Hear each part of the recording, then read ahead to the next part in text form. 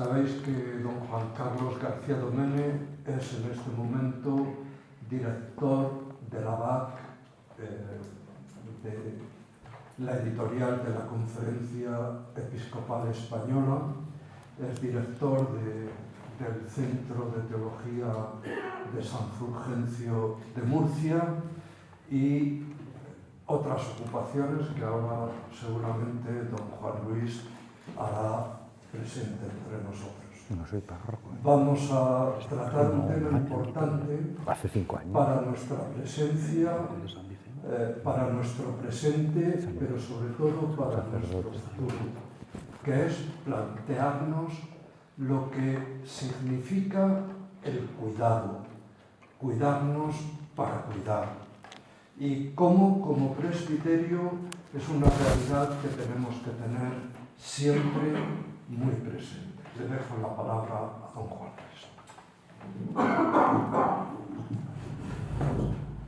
Todos tenemos una experiencia de encontrarnos con personas en el camino de nuestra vida que han merecido la pena. A Juan Carlos lo conocía ya por los años 90, creo que en Roma. Yo terminaba los estudios en la Universidad Salesiana y él llegaba para otear un poco el horizonte.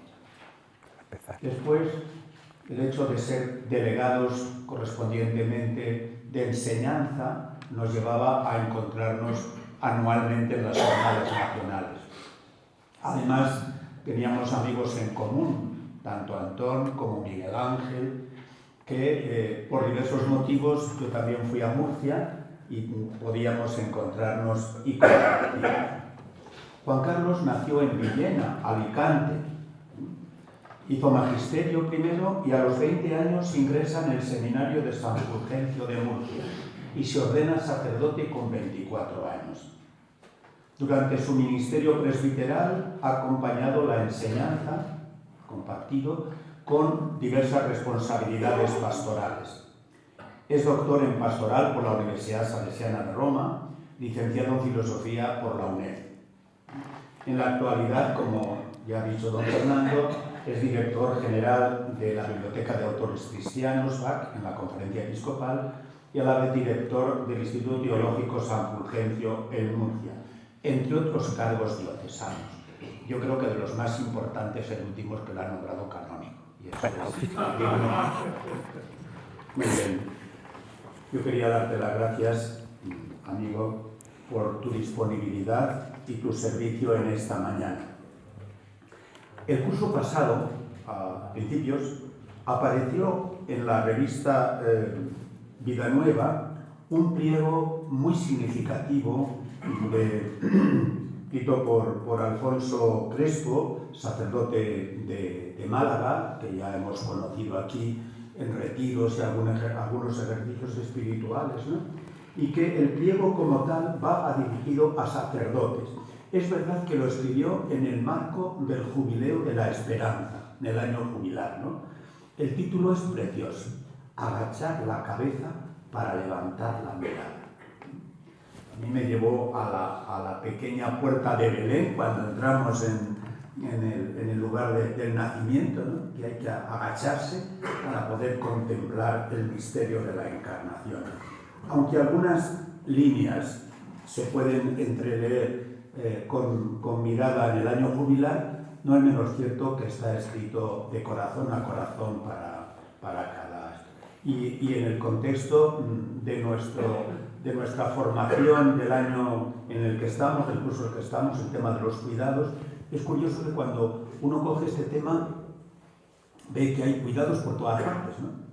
Y ahora está en los cuidados inclusivos con distintos destinatarios. Y tenemos todos también, y termino, una segunda experiencia. Cuando visitamos a los enfermos de nuestras comunidades parroquiales, yo muchas veces me pregunto, y cuando tengo mucha confianza, lo digo en alto: ¿quién cuida a los cuidadores? ¿No?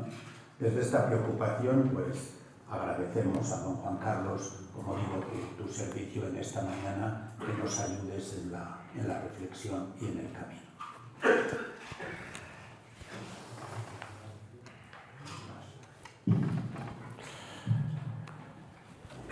Muchas gracias, Juan Luis.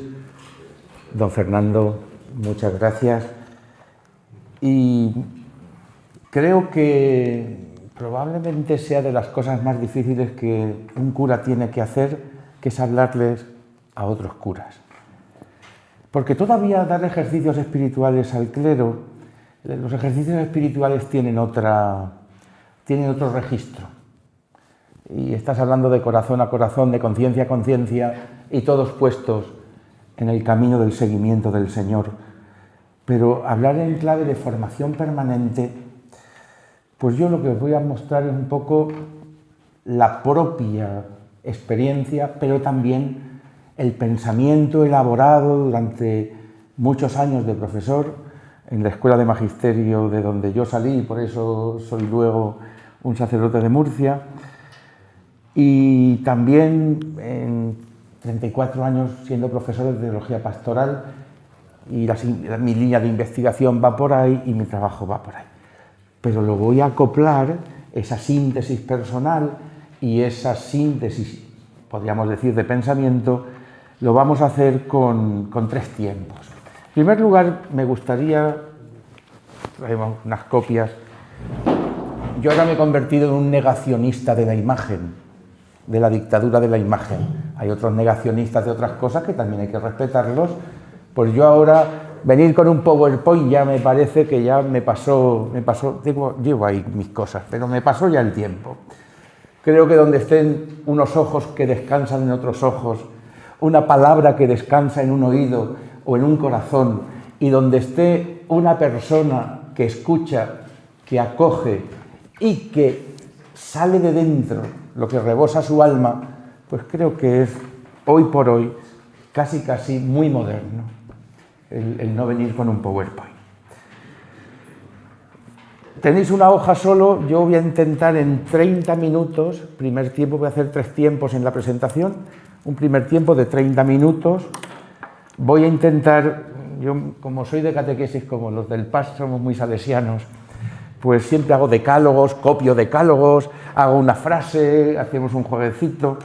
Pues nosotros nos dedicábamos a cortar y a pegar, decimos ahora, pero era a jugar y a métete la tuta sportiva, que decían en aquellos tirocini. Bueno, pues os están repartiendo, tendréis una hojita. Y yo, el tema del cuidado y el tema de cuidarnos para cuidar a otros, no lo podemos hacer asépticamente. Lo tenemos que hacer en el mundo que vivimos, en el aire que respiramos, del cual todos participamos. La palabra cuidado se puso en el candelero en el año 2019-2020 con el tema de la pandemia. Y hemos hablado de la pedagogía del cuidado, de la ética del cuidado, de la teología del cuidado, y resulta que nosotros somos curas. La gente no nos dice ni presbíteros, ni presbítero, ni sacerdote, quizá un poquito más, pero nos dice el cura. Y el cura es el que cuida. Pero lo ha dicho muy bien Juan Luis, apelando al maestro Alfonso Crespo, que si el cuidador no es cuidado, probablemente se desangre. Nos ha pasado cuando tenemos un familiar enfermo. Tenemos ese familiar que es tu madre o tu padre, en nuestro caso, hablo casi en primera persona, cuando te dedicas casi una década a ser el sostén de quien fue tu sostén, de quienes fueron tu sostén, pues cuando tu padre se convierte en tu hijo y tú eres célibe y no tienes más que sacarlo adelante, y a tu madre 3/4, pues probablemente entendemos mucho más la misión pastoral de vivir una existencia que cuida, porque nos ponemos a pie de obra. ¿En qué contexto estamos viviendo? ¿En qué caldo de cultivo tenemos que cuidar a las víctimas de este decálogo, que a su vez nos tenemos que reconocer también como víctimas de este decálogo? Cuando a mí me dicen explica el mundo contemporáneo, yo con el tiempo he ido elaborando Creo que nosotros, yo hace 40 años que fui ordenado, acabo de cumplir 65 años, lo digo porque a veces un dato biográfico nos ilustra mucho. Pero aquí veo que algunos tenéis más experiencia, otros tenemos más o menos la misma experiencia y otros tenéis la suerte de menos experiencia pero más fuerza.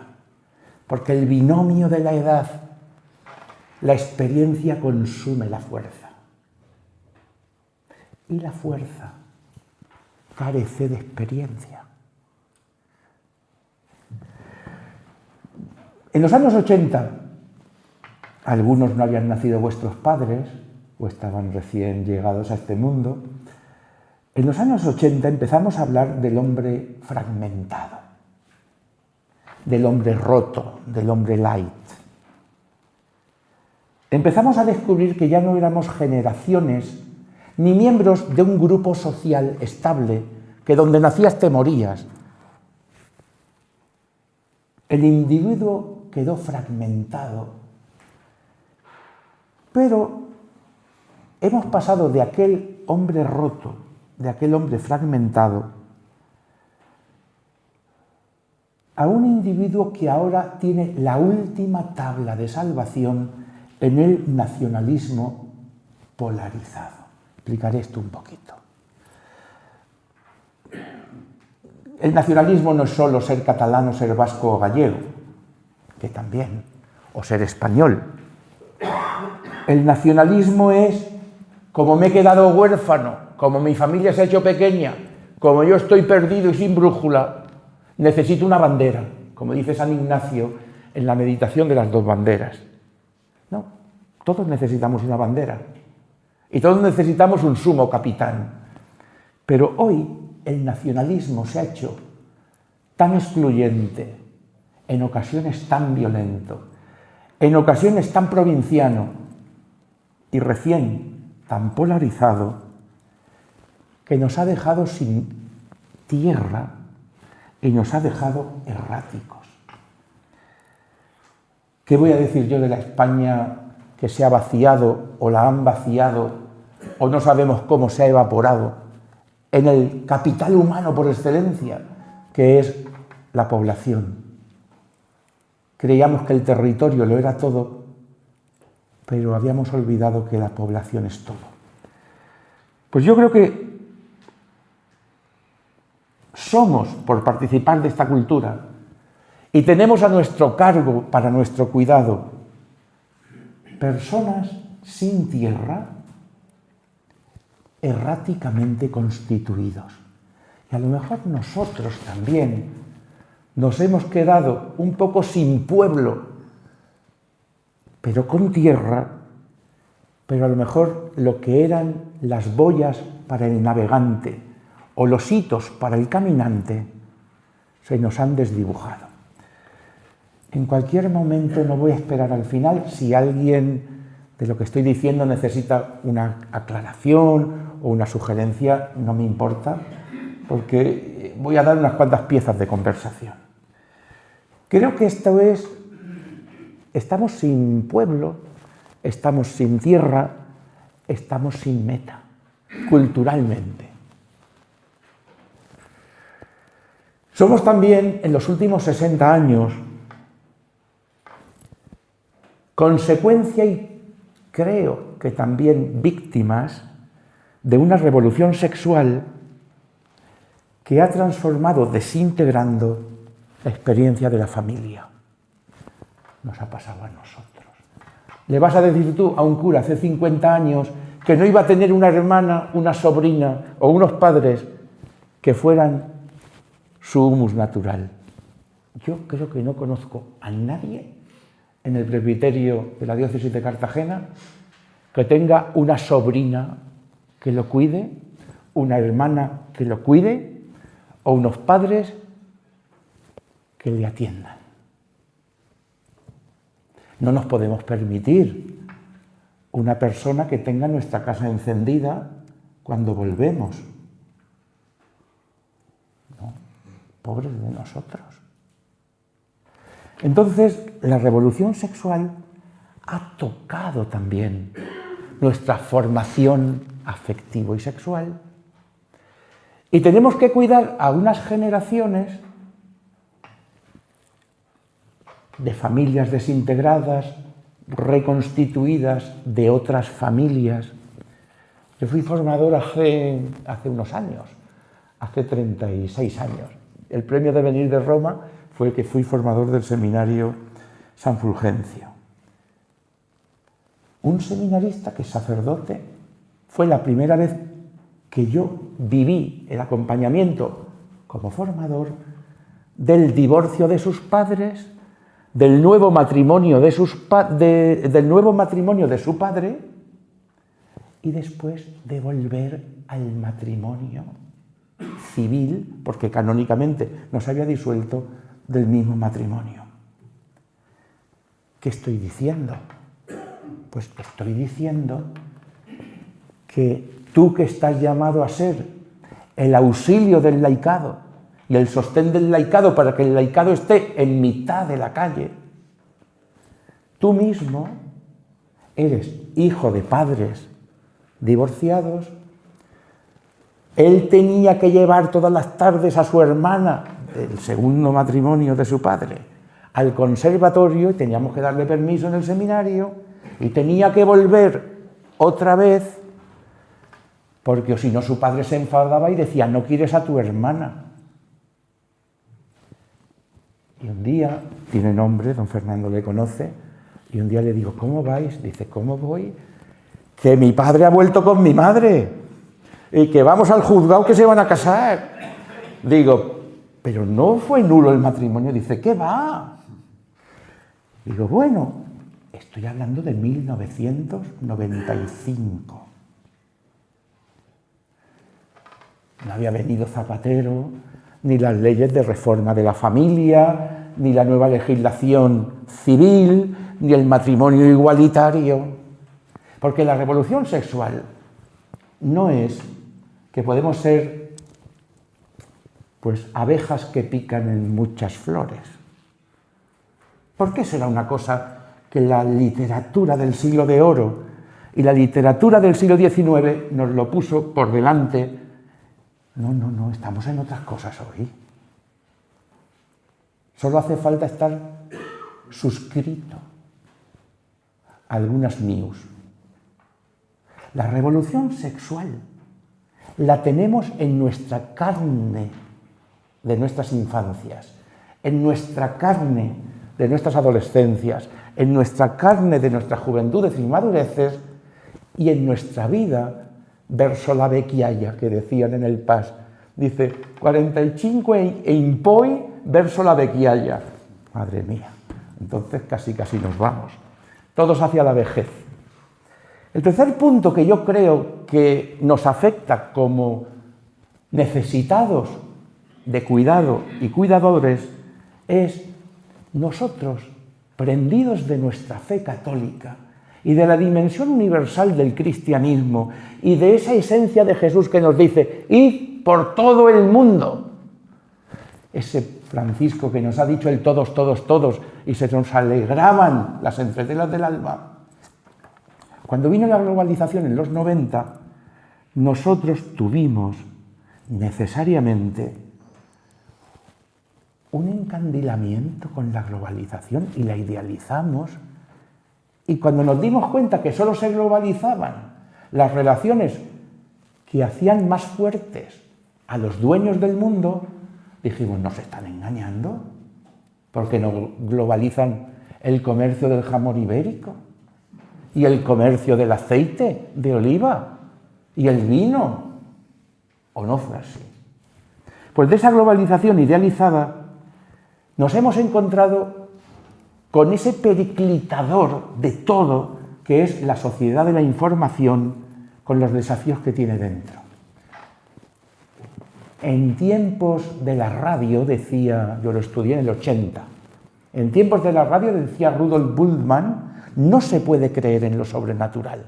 Era un eslogan de la teología de Bultmann. Pues hoy yo hago así, digo: en estos tiempos, con un smartphone en tu almohada, porque todavía si lo tienes en la mesita de noche, pero sí, yo no sé si a lo mejor es que aquí no hay cobertura, pero yo lo tengo en mi almohada, porque es mi despertador, porque es mi último podcast, porque con él rezo completas, porque con él he tenido un WhatsApp de última hora. En estos tiempos, si con la radio ya no podíamos creer en lo sobrenatural, ahora lo que ha sucedido es que nos han aniquilado antropológicamente. Yo el día que en Buenafuente del Sistal estaba yo haciendo ejercicios, había muerto mi madre el año 2013. Y me voy a caminar una mañana y me veo que están poniendo una antena. Y le digo a Ángel, ¿pero qué antena estáis montando? Dice, se acabó Buenafuente, con una antena de telefonía en el Alto Tajo, a 300 metros, en una colinita, donde está ese remanso de paz, donde los murcianos no solo vamos a por agua del Tajo, sino que vamos también a beber de las aguas que solamente la contemplación te puede dar. La sociedad de la información es mucho más peligrosa y es mucho más desafiante que la revolución sexual, infinitamente más. Que se han cargado a Irán porque han hackeado los móviles de los escoltas del ayatolá. Si es que con esa frase uno tiene que pensar dónde vive. ¿Qué nos sabrán de nosotros? Nos dice un día el obispo de Cartagena, os tengo que pedir una formación permanente, os tengo que pedir que no vayáis con el móvil al confesonario. José Manuel, no sé cómo te pones, es que estás más rancio cada vez. Porque es lo mínimo que se dice a un obispo. Sobre todo cuando es de tu presbiterio, cuando has sido tu formador, cuando has sido rector del seminario, de casi todos. El otro día en el aeropuerto, el lunes, creo que fue, veníamos de Roma, hemos estado con el seminario allí, dice el puerta 47, y me llama, dice, 47, dice, es una película. Digo, sí, del productor de Chosen, la versión castellana. Dice, es que no te pillo, es que no te cojo. Claro, es que tú dices 47 y lo mismo te da la puerta de embarque de tu lector de código de barras que te habla de todo lo que es 47. Es mucho más problemático y más desafiante, mucho más, la sociedad de la información. Y es imprescindible, porque sin sexo se puede y se debe vivir, sin amor no, pero sin información no se puede vivir. La información hay que transformarla en conocimiento, y el conocimiento hay que elaborarlo para poder obtener sabiduría. Y en mitad de la sabiduría nosotros tenemos la suerte de la contemplación y de la excelencia, porque tenemos una tradición que no la supera nadie. O sea, nosotros podemos vivir de rentas de la tradición católica y estar en pie 600, 800 o 1000 años más. El sexo, todos sabemos lo que nos cuesta vivir en castidad. Pero sin amor no podemos vivir. Sin caridad pastoral, sin amor pastoral, no haríamos nuestro oficio. El cuarto dice, de la crisis institucional de las religiones en la que estamos todos todavía, el judaísmo, el islam y también el catolicismo, vive en una crisis institucional.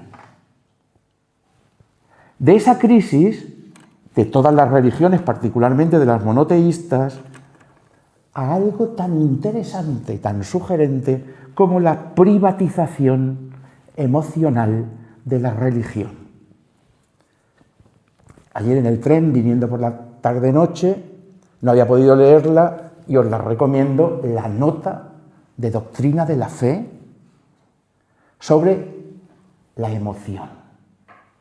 Una síntesis magnífica.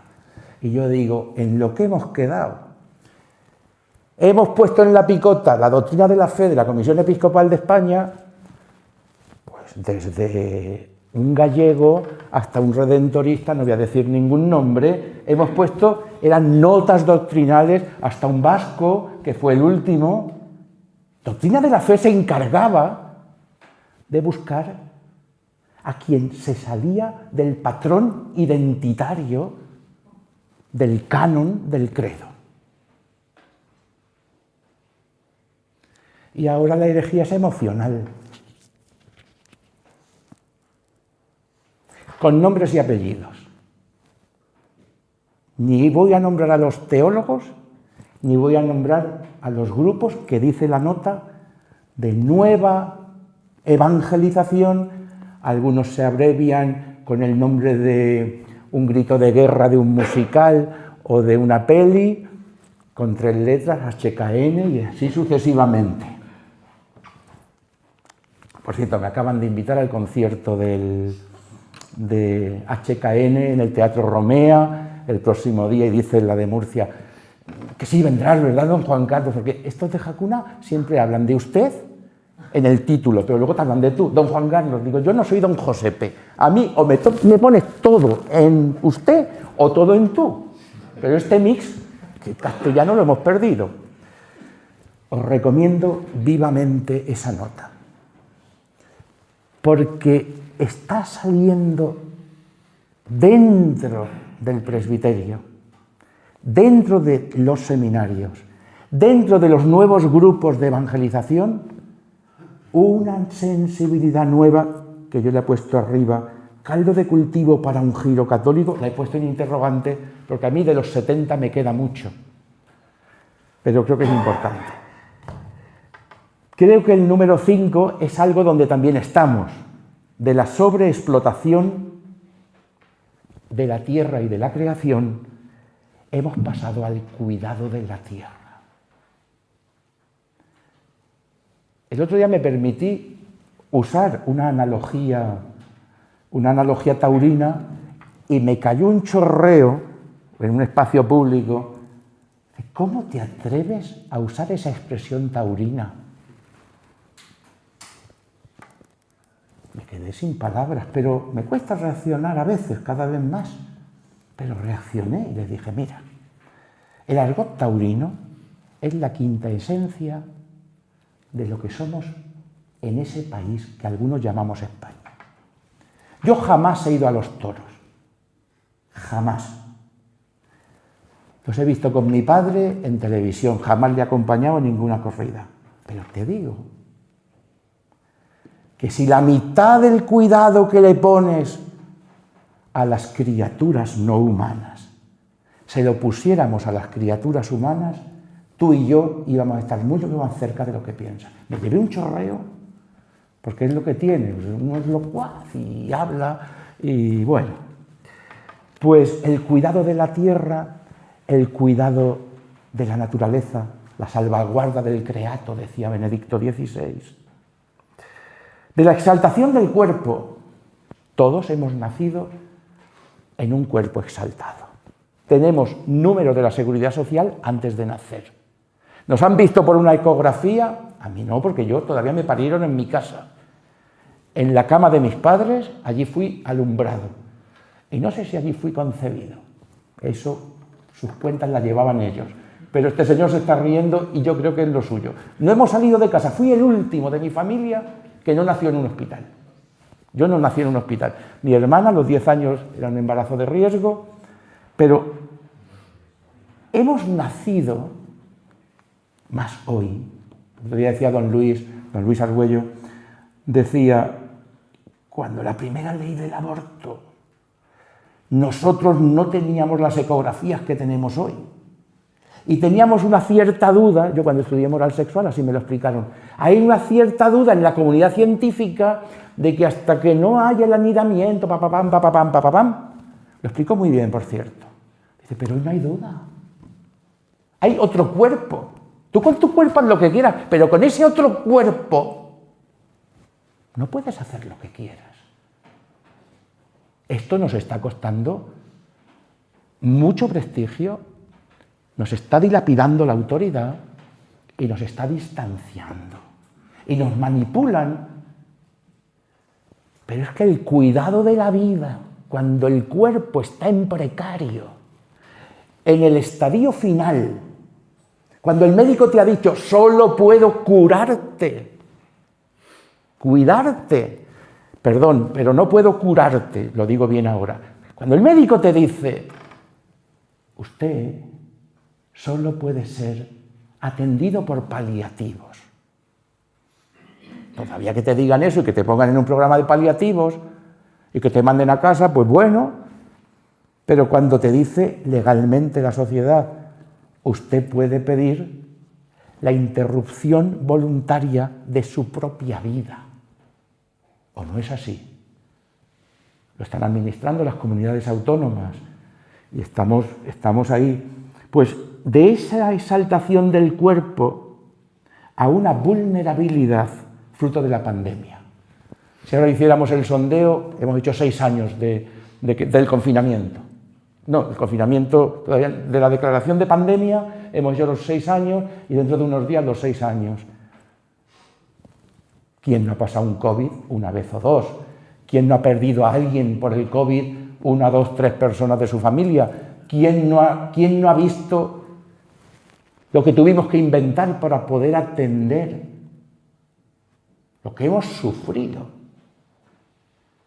En vez de hacernos pequeños, en vez de ganar en humildad, como dice Teresa de Jesús, creo que son las quintas moradas, el Señor te lo dará a entender para que de las contrariedades saques humildad y no inquietud, que es lo que quiere el demonio. En vez de haber ganado humildad,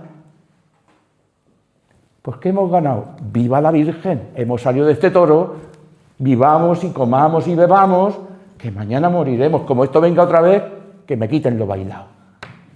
Nosotros estamos ahí. Hasta esa mentalidad la tenemos que combatir, porque eso ni es evangélico ni es humano. El sufrimiento te madura, igual que el trabajo te madura. No hay otro camino para crecer, ni interior ni humanamente. Crisis de la atención. Esto lo puse yo la primera vez antes del último librito del coreano. Es que no sé decir bien su nombre. Lo he visto ahora en la librería diocesana.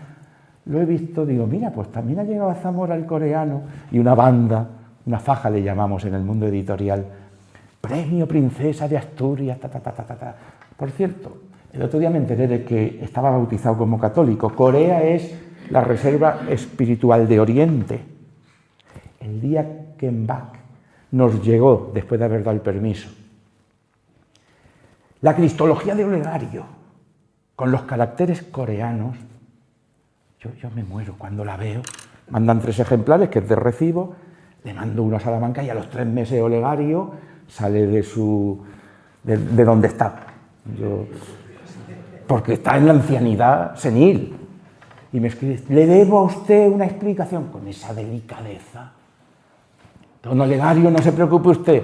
Dice, me he emocionado de ver mi cristología. Las únicas palabras que pone en su tomo así, en caracteres nuestros, es Biblioteca de Autores Cristianos. Lo demás todo lo pone en algo indescifrable. He tenido 1 año y medio, porque ya lo quité, en mi mesa de recibir las visitas, no en la del despacho, he tenido el libro para decirle a la gente, de esto se trata. Ni un vaso de agua se queda sin recompensa. Y no sabemos dónde va nuestra palabra, no sabemos dónde va nuestro testimonio, no sabemos dónde van los frutos de nuestro sacrificio, de nuestra fidelidad, de nuestro haber y poseer. No lo sabemos. Porque a todos nos ha pasado que un día viene alguien y te dice, usted dijo en una homilía. Hay un chaval que está de cura ya 6 o 7 años que me escribió una vez un correo, como es detective profesional, no fue difícil que lo encontrase. Dice, usted dijo el otro día en su parroquia que se puede conocer y se puede hallar y cumplir la voluntad de Dios. Lo dije en el final de una misa de julio. Y ya sabéis cómo son las misas de julio o de agosto. Que se va el compañero y te quedas con 5 o 6 misas y estás diciendo, Homilía corta, todo esto ligerito. ¿Qué calor que hace? Pues nosotros el calor es nuestra muerte. De mis palabras de despedida de la Eucaristía, él estaba allí con su familia en su casa de veraneo y él empezó a reconstruir un itinerario a partir de una palabra, que es como esa semilla que me dicen mis amigos botánicos, que hay veces que la semilla, si no llueve, se queda todavía volando una temporada o dos hasta que la tierra está preparada y pueda germinar.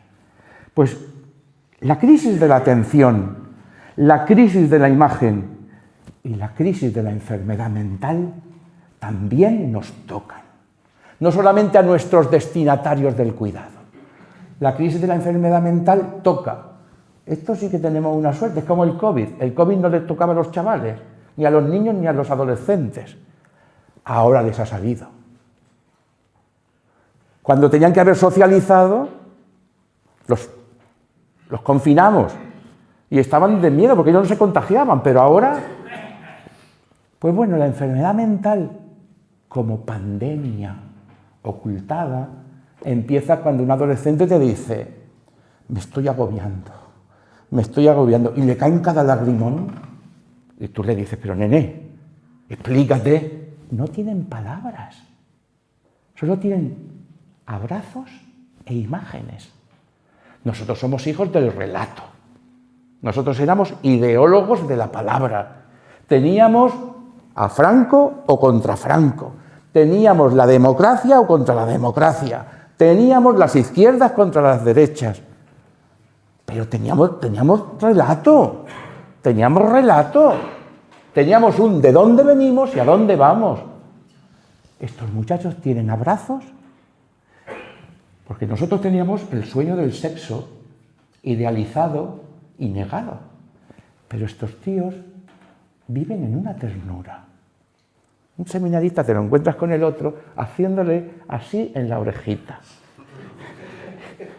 Yo no puedo hablar de memoria, yo estoy hablando en general.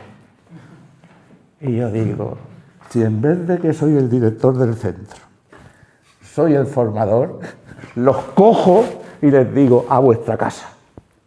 Claro, no estamos para permitirnos esas licencias.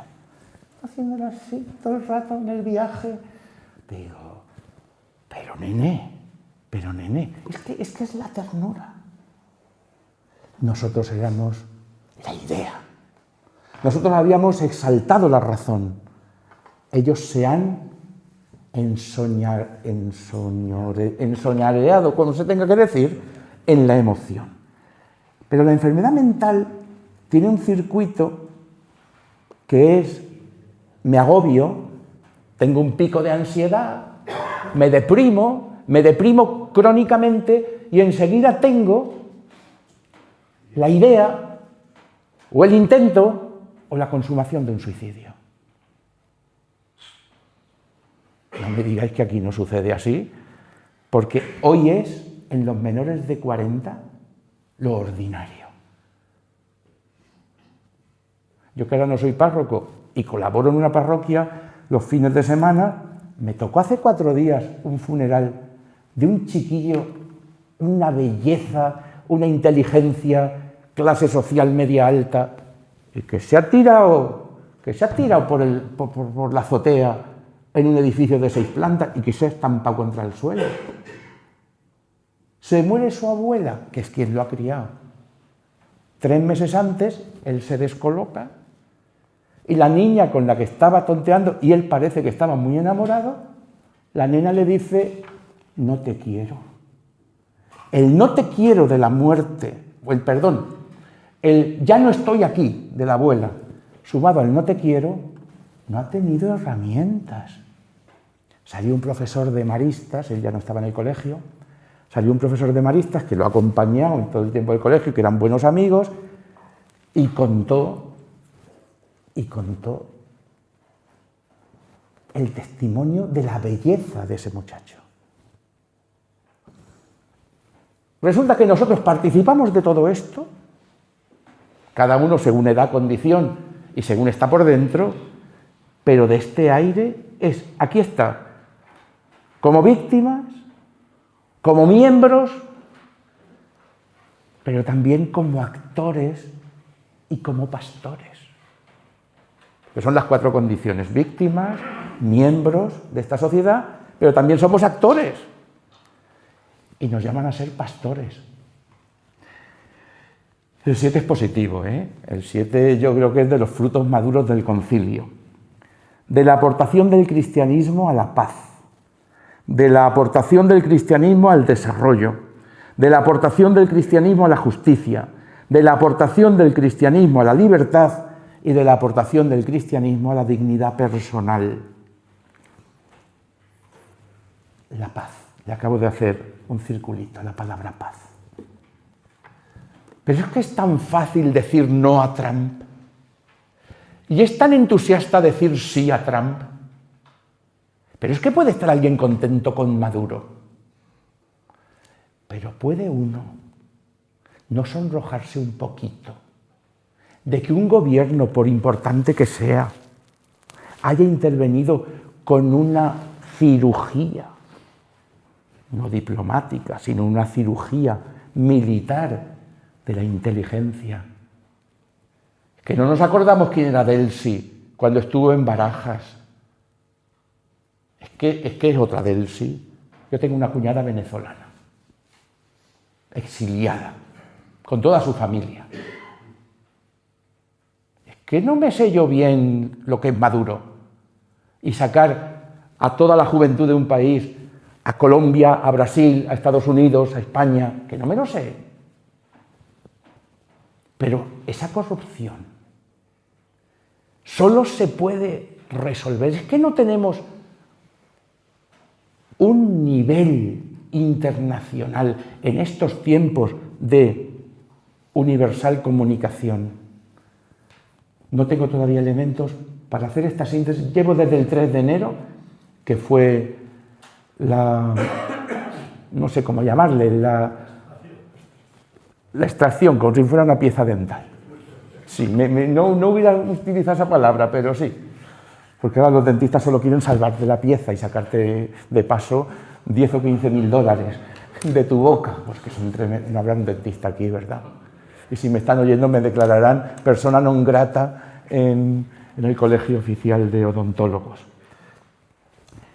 Tenemos una dificultad hoy para construir un relato.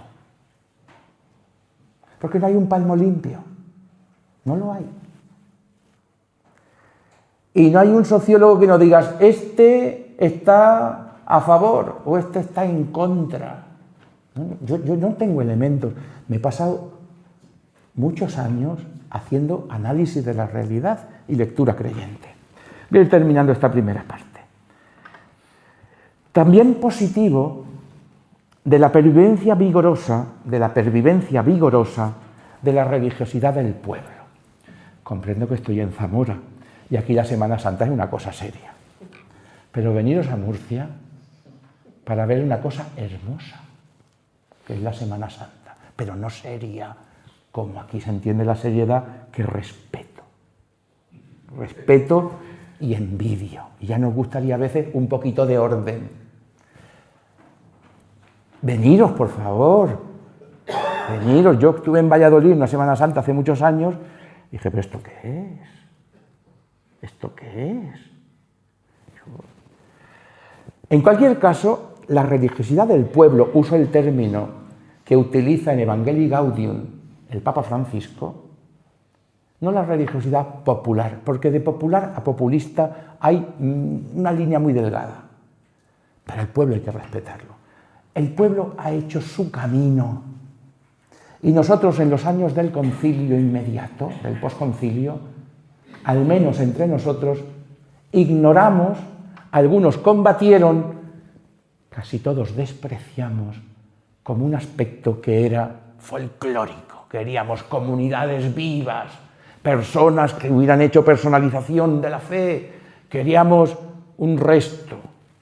Pues yo aquí me atrevo a poner de la pervivencia vigorosa de la religiosidad del pueblo y de sus oportunidades pastorales. Hace 15 años no me habría atrevido. Hoy creo que si tenemos que hacer un plan pastoral en el sur de España, y hay que hacer otro para el norte de España, hay que pasar por la religiosidad popular, con un proceso de purificación, pero no diciendo me voy a cargar el trigo y la cizaña, que Jesús también sabe que la paciencia es inherente a los caminos del reino. Esto os aseguro que ya me gustaría dedicarme, no tengo ni el tiempo, pero creo que nosotros hemos sido, curiosamente, víctimas, pero también fruto de la religiosidad del pueblo. Yo a veces creo que a mí me ha sostenido la fe de mi familia y la fe de mi pueblo. Porque a veces la teología me ha confundido y he consagrado mi vida al ministerio teológico. A veces la teología pastoral no me ha ayudado y sigo siendo profesor de teología pastoral y prestigioso. Me llaman de Salamanca, vente que vamos a tener una tesis. El otro día Juan Pablo maestro. Digo, Juan Pablo, dice, ahora te la mandaré. Digo, ¿de qué me vas a hacer que estudie? Porque el problema de una tesis doctoral, tanto cuando la diriges, cuanto estás en el tribunal, es que te la tienes que estudiar. Tú tienes el método, pero no el contenido. Yo creo que el sensus fidei del pueblo de Dios nos da una miradita. El 9 y el 10 lo voy a unir. De la comunicación total, ya aludí, de la comunicación total a la sed de comunión. Nosotros hemos tenido los mejores métodos y medios siempre. En la biblioteca del Centro de Estudios nos vienen legados de sacerdotes casi todas las semanas. Nuestro presbiterio es grande en número y nos vienen y dicen, ¿qué hacemos ahora con los... Eso que hacíamos nosotros tan gracioso. La proyección audiovisual, ¿cómo se llamaba aquello? Ya ni me acuerdo. Las diapositivas. El hombre que no era hombre, sacadme de aquí. El país de los pozos. ¿O no era eso? Y nos mandan otra vez, yo digo al bibliotecario, hemos guardado un ejemplar de cada uno y ya nos hemos hartado de guardar ejemplares. O sea, ¿cómo era? ¿Audiovisual se llamaba? No. Las filminas, no, pero tenía un nombre. No, pero se llamaban como porque somos del ramo. Bueno, luego nos ha pasado con los VHS. Luego nos ha pasado ahora con los CDs. Nos ha pasado con los DVDs. Mi padre me dice con esa sabiduría del pueblo, yo tenía una colección de unos 300 VHS y me compré uno de DVD. Dice, ¿qué vas a hacer con todo esto? Digo, pues no sé, papá. Dice, esto para tapar baches. Después va a ser... Mi padre era pragmático y socarrón. Dice, todo esto ahora para tapar baches. Voy yo con ese sentido a la biblioteca regional de la comunidad autónoma de la región de Murcia y llevo uno. Digo, ¿esto qué dice? Tíralo. Digo, ¿cómo que lo tire? Dice, tú no sabes todo lo que nos viene. Era un yeclano el director. Digo, ¿qué me dices que lo tire? Dice, sales cada día con una bolsa Mercadona y al contenedor lo tiras. O un día te armas de valor, llenas el coche con todo y te vas al punto limpio.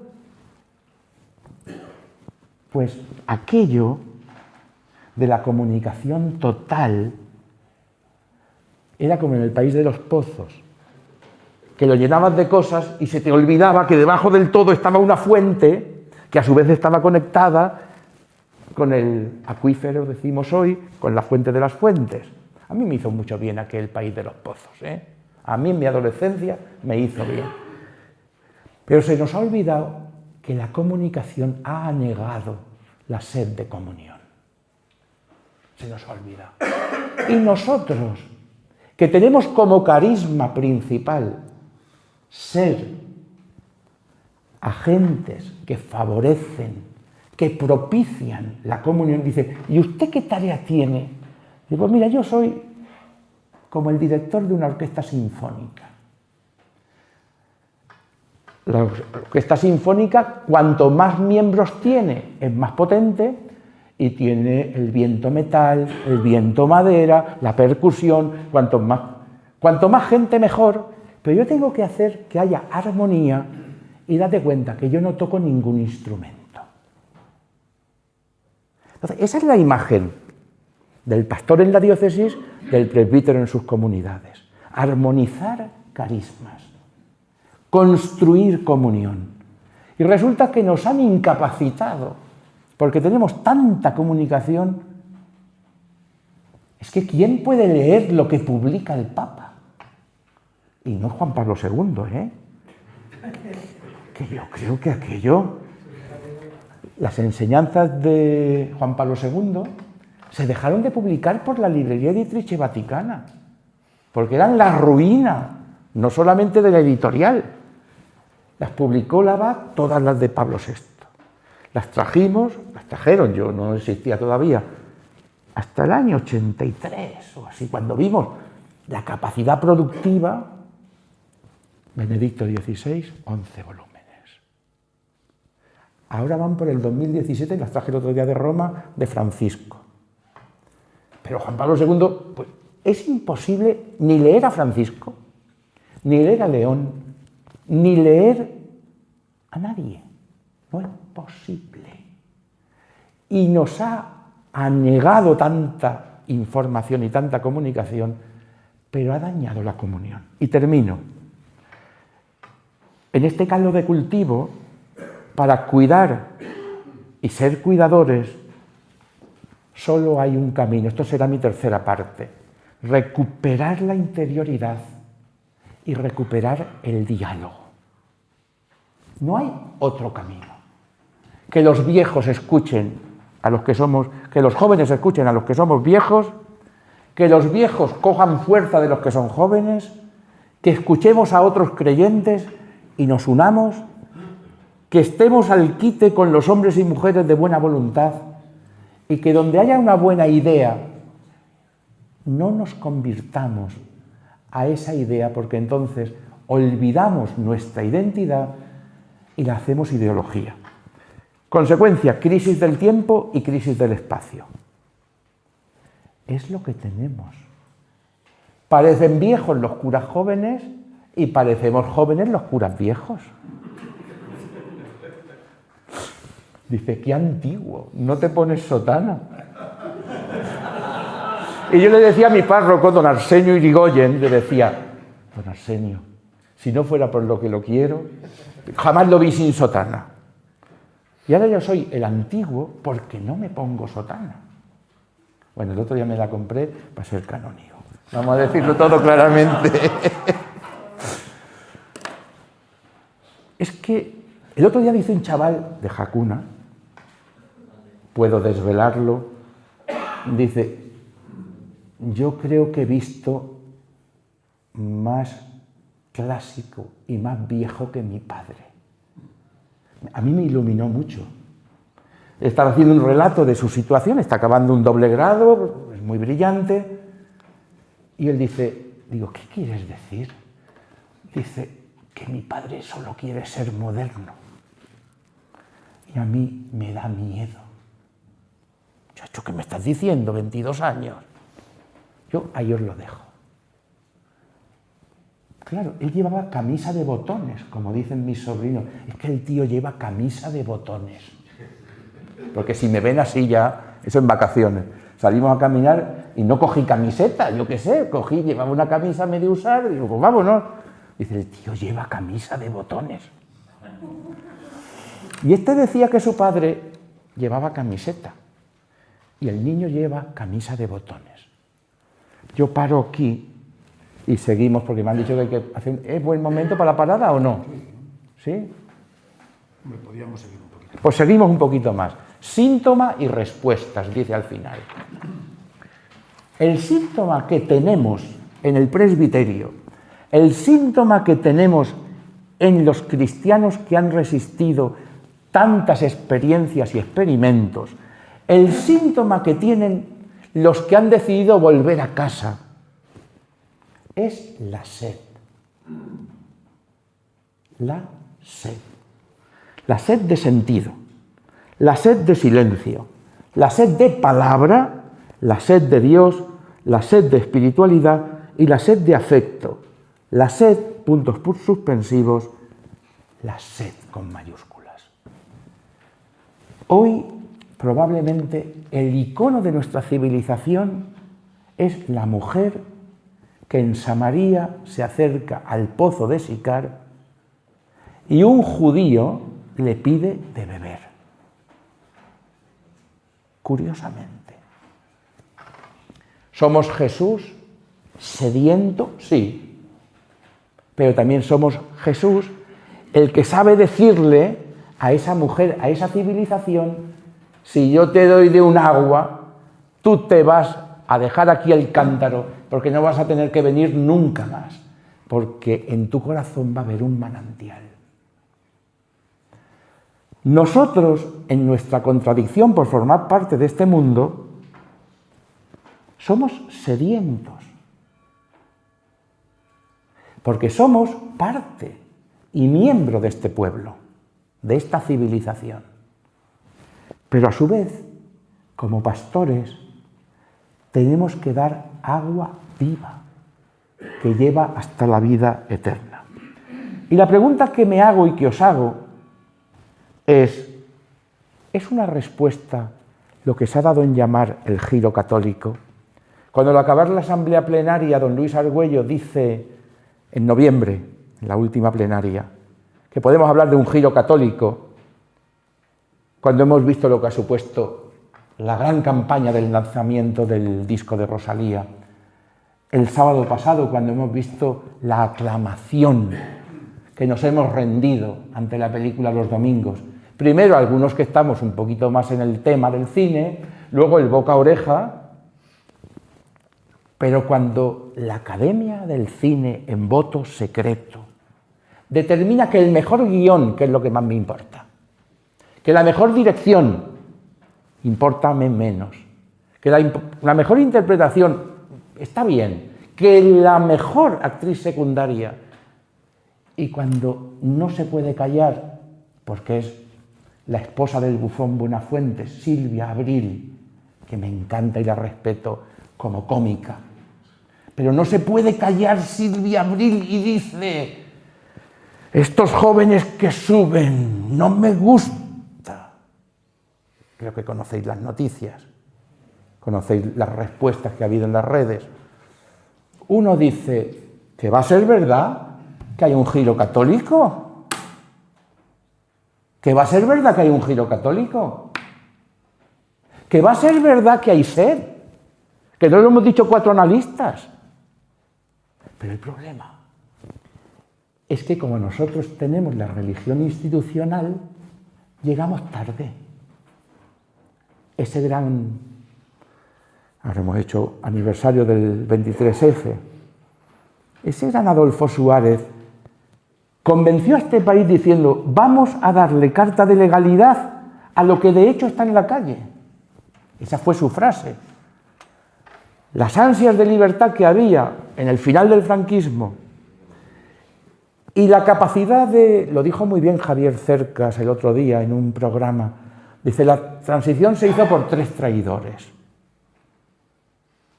El rey, que traicionó lo que había jurado. Adolfo Suárez, 3/4 de lo mismo. Santiago Carrillo, que se hizo monárquico, por muy parlamentario, pero monárquico. Y traición tuvo, sin duda, todo el entorno de la propia sociedad, que después de pasar en cola por la muerte de Franco, ¿qué colas tuvimos que vivir? Fuimos capaces de traer al Papa con 20 millones de católicos en la calle y darle 202 diputados al Partido Socialista el 28 de octubre de 1982. A ver quién se endulza esa reineta.